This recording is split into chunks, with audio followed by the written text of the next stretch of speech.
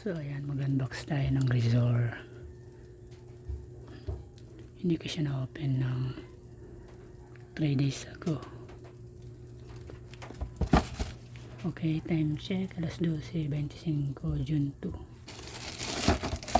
Tanghali ngayon. So ayan, bubuksan natin itong Rizor ng Kimi. Hindi tayo gagamit ng konting. In-order ko siya, nalimutan ko yung petsa, pero 4 days ago, out of delivery na. So ngayon bubuksan natin siya. Ilagay natin sa magkabilang kita ko. So yun.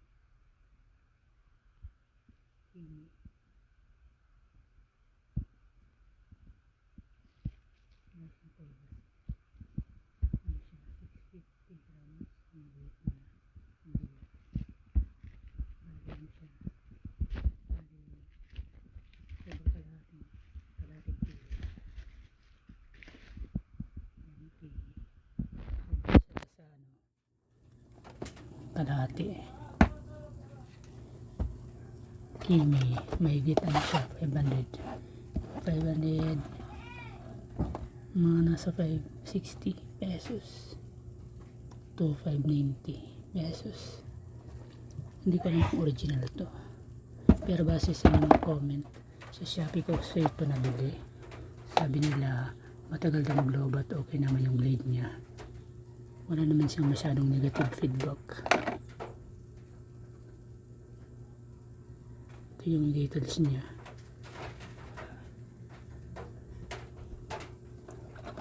Medyo may kabigatan siya ng konti. Meron siyang ditong imbus. Pag sinabing imbus, yung ano niya, yung parang ano, pag ginagano mo siya, mayroon siyang na sticker, naka-imprinta. Hindi naman sticker, kagaya ng pera, di ba? Meron siyang kunting ano dito, bakat. Meron siyang imbus, tawag dyan ay imbus. Pati dito, wala pala, dito lang meron siyang naka-imprinta na ano,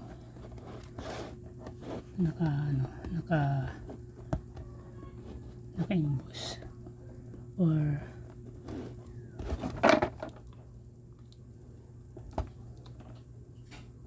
ito yung kasama niya. Meron siya ditong naka-imprinta na bumubukol siya ng konti. Buksan na natin.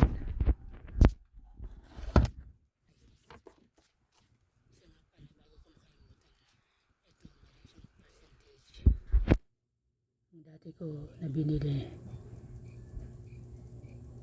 nasa ano yun, mayigit 600, medyo mahal ng nasa 100 pesos to 130 pesos, kasi 600 mayigit yun. Ito nga pala yung specs niya, meron siyang 2000 mAh na battery.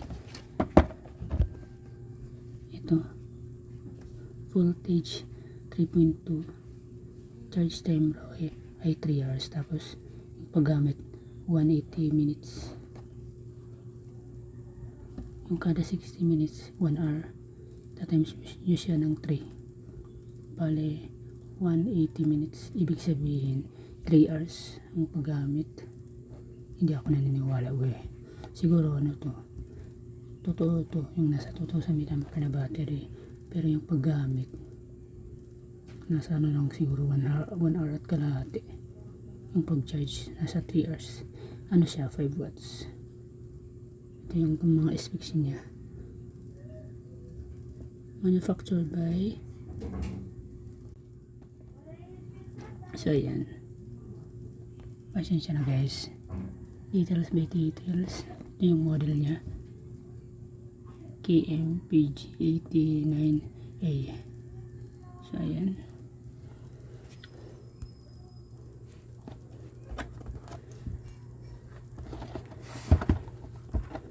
bubuksan natin.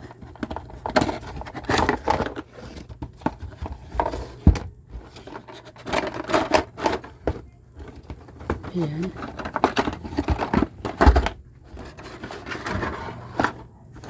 ito Ito yung bago ko. Bumili ko nito kasi nawala yung resort. Magto 2 years na ginamit ko. Hanggang ngayon gumagana pa naman siya. Sinacharge ko siya ng nasa 2 hours. Tapos nagagamit ko ng 40 minutes. Mahigit. Bago maglobat. Ito medyo kabigatan siya ng konti. Ito yung itsura niya. Kala ko type C. Ito yung pag-adjust niya. Lock ata to. PG89A. Ito yung model niya. Ayan.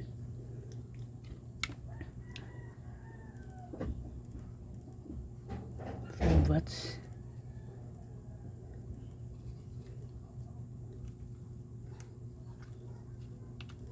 Ano ba to?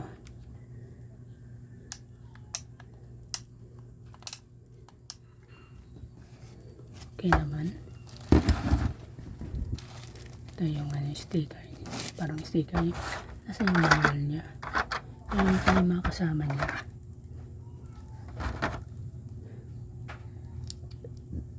So, ayan.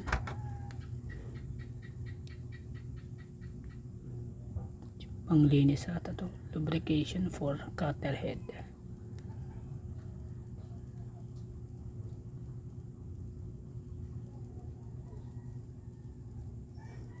Yung oil. Langis. So, ayan. Mga kasama niya. Ang brush.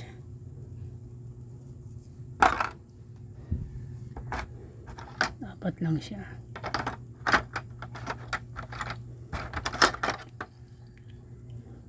May number dito eh.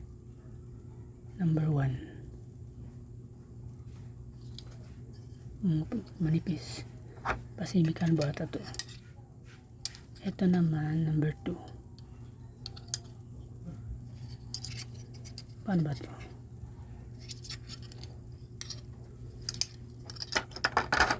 Ito naman number 3. So ayan.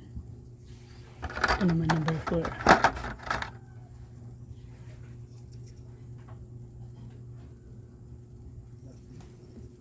So yun lang. Inside the box ay manual.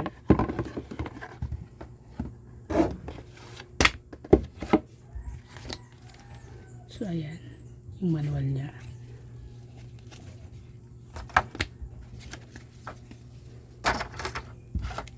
In fairness. Yung isa ko na binili ng una. Yung manual niya parang manipis lang. Parang branded naman to. Pero yung mas mahalaga nito umabot ng 1,000. Ano, from 800 to 1,500 ang presyo ng mga branded. Ito, ano siya, parang ano rin siya, high quality. Class A siguro. Ito yung kanyang instruction. Yung kanyang manual. So, ayan.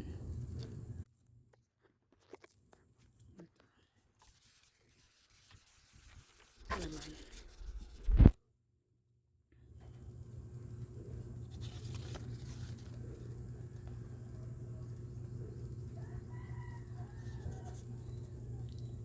Chinese na siya.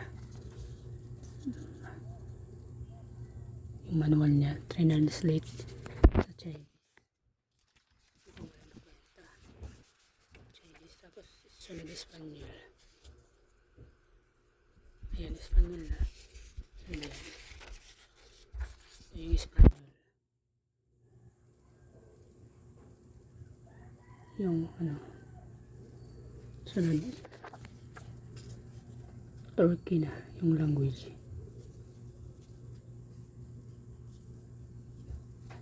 Basta Espanyol.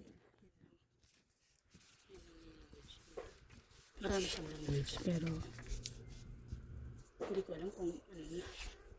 Basta pare lang sila ng instruction. Parang nasa 5 language yata to. So ayan yung kanyang manual, Harika Clipper.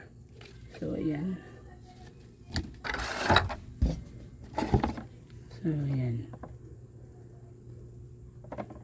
yun lang naman. Ito ha, mayroon siyang free. Makapal siya. Ayan.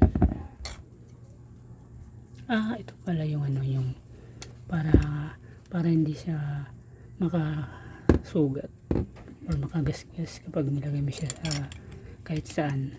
Ito yung kanyang pangharang para hindi siya makasugat kapag nilagay niyo siya sa kung sang lugar, at saka kung itago niyo siya sa gamit niyo, hindi siya makasira ng tela, ng katabing mga bagay. So ayan, kunwari ilalagay nyo siya sa cabinet, dapat meron siyang ganito para hindi siya makasira ng ibang gamit o makagasgas. Ano ba yan? Paano ba ito? Pag ganito, igaganito pala siya. Tanggal, gaganito. Hindi mo siya pwede basita. Pwede pala siya ganito. Pala ko ganito lang, sisiksik ng ganyan. Pwede pala siyang ganito. So ayan, mabigat siya, kalahating kilo.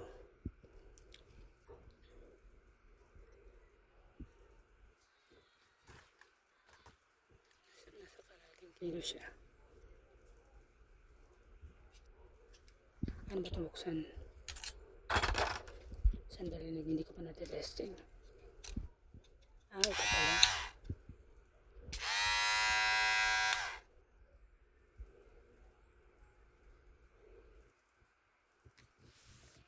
So ayan, susubukan natin.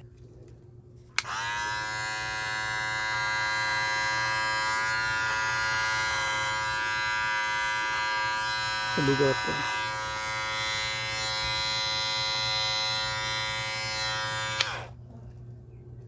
Ayan sa inyo.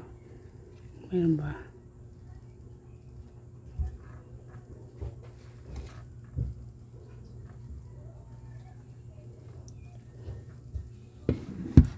Pinadala ba?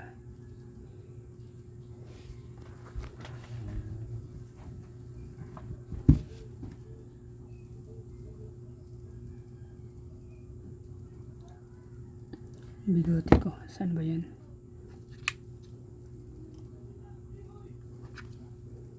Maiksi pa kasing bigote ko eh.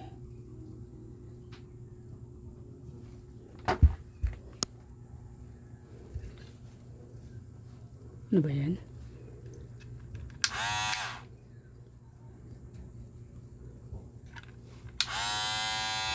So yung pawang.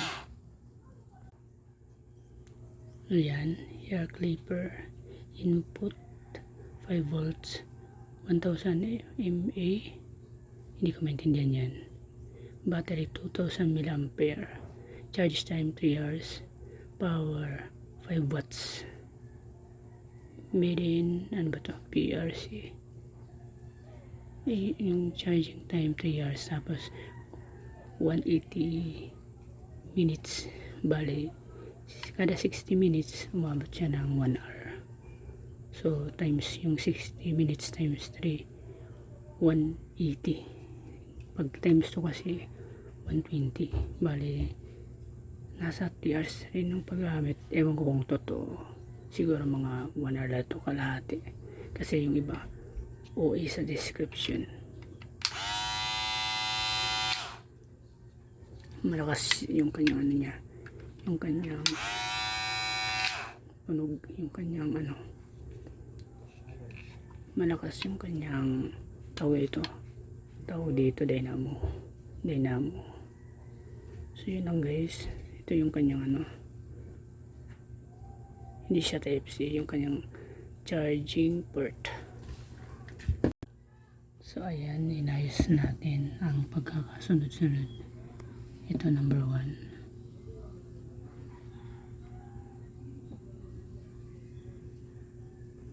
number 2,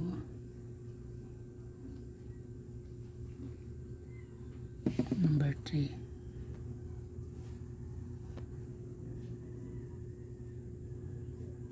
number 4,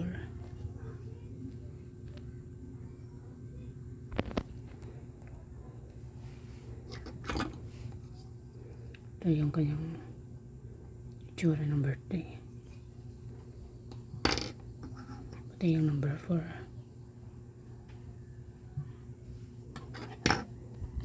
number 2, number 1. So ayan, ito yung yata yung pinaka number 1, manipis. Yung number 2 naman medyo manipis. Tapos yung number 3 medyo may kapalan. Yung number 4 naman mas makapal. So ayan, wala na siyang ibang kasama kundi ako lang. Charing. So ayan. So yan lang muna guys. Mukhang matibay naman siya at tatagal. Sa tingin ko abot to ng 3 years to 5 years. Sana umabot siya. Pero ingatan ko na umabot ng 6 years hanggang 8 years. Yun lang guys. Bye! See you in my next video vlog. Okay guys. Ito medyo malaki siya kaysa sa dati ko. Ito nga pala yung tinutukoy ko. Nakita ko nasa gilid. Ito. Medyo maliit siya ng konti. Tingnan nyo naman. Diba? Parang tatay at bunso lang sa anak. Ito yung parang tatay, ito yung anak. Yan. Medyo mataba to. Ito parang sexy, parang pambabae. 18 pa lang tatak nito. Pero nawala. Ano siya? Nasa-charge ko siya ng 2 to 3 hours tapos nagagamit ko siya ng 40 minutes to 45 minutes bago siya mag-lobat. Nakaganyan siya. Pagka maglo-lobat siya, nagkukulay red. Wala siyang percentage. Hindi kagaya dito. Ano ba to? Ayan. Mayroon siyang percentage. Ito. Ayan lang. Tapos pag maglolobat na siya, nagkukulay pula. Ito yung comparison. Ito, percentage lang ang labanan. Mas malakas to. Maingay. Medyo maingay. Ito, pare lang siya pala maingay. Akala ko, ito sakto lang na maingay. Ito, mas maingay ng konti. Okay, yun lang muna guys. Nawawala yung kanyang tatak. Diba? Class A lang siya. Bili ko nito mahigit 600. 2 years na to kasi nung bahay ko pa ito binili 2024. Ngayon 2026 na.